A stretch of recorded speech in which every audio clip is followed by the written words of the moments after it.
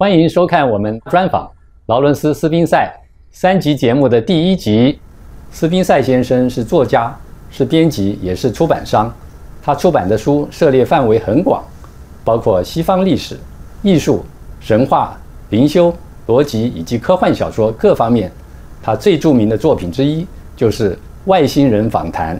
促成这本书的真实事件发生在1947年7月，当时在美国新墨西哥罗斯威尔附近，有位农夫发现在他的土地上有很不寻常的残骸，看起来像是坠毁造成的。美国空军派遣军事情报小组去查看那些残骸，并报告调查的经过。对许多人来说，军方关于坠毁事件的报告让人好像在雾里看花。美国军方表示，那只不过是坏掉的气象球所留下的残骸。不过，却有许多人相信，那些碎片其实是幽浮坠毁在地上后的残骸。罗斯威尔牧场发生的事件，真相究竟是什么？数十年来依旧是难解的谜。事件发生的60年后，劳伦斯·斯宾塞收到一个邮寄包裹，寄件人是马蒂尔达·马克埃罗伊，他是一位护士，也是那个军事情报小组的核心组员。他在坠毁现场看到了一切。这起秘密事件发生的数十年后，他打算向世人揭露自己在事件的第一手经历。我们来和劳伦斯·斯宾塞先生聊聊《外星人访谈》这本书的出书经过。他的故事要从90年代末期说起。当时他在偶然的情况下联络上马克埃罗伊女士。The first book I wrote was the book The Oz Factors. And this is the book that I was researching at the time that I contacted a nurse. Of course, I didn't know that she was a nurse at that time.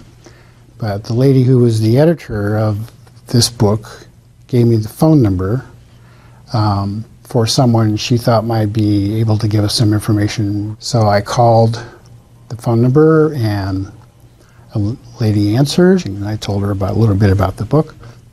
And she was very interested, and she said, well, I don't have anything I can tell you about it.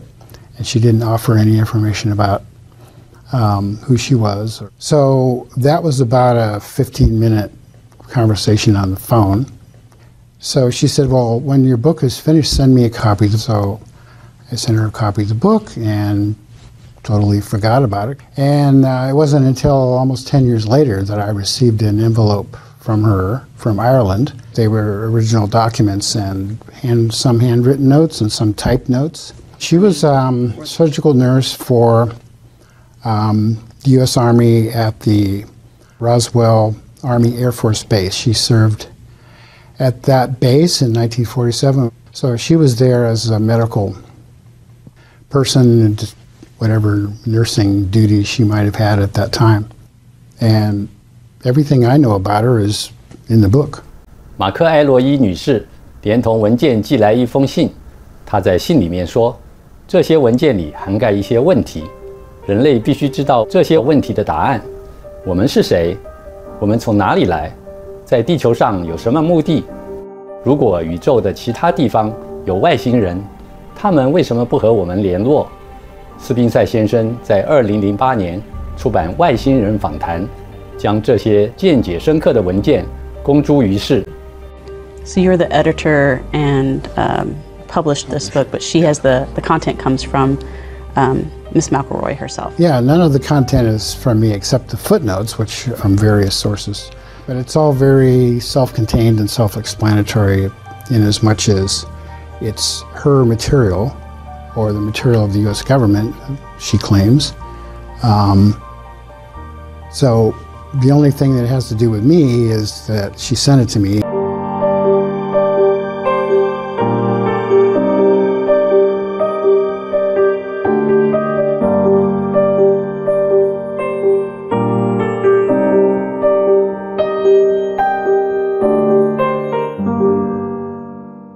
劳伦斯·斯宾塞，他编辑并出版了《外星人访谈》这本书。